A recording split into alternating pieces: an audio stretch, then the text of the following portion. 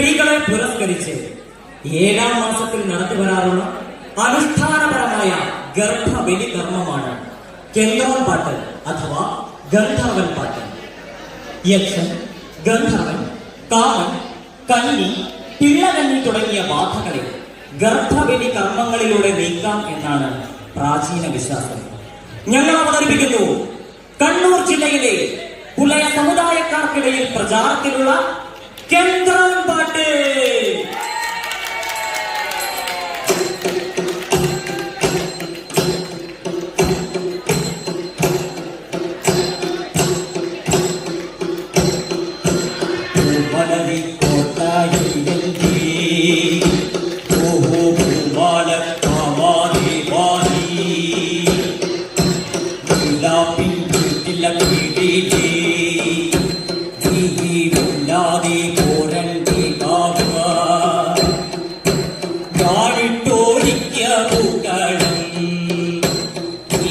കാണാനായി പോരണ്ടി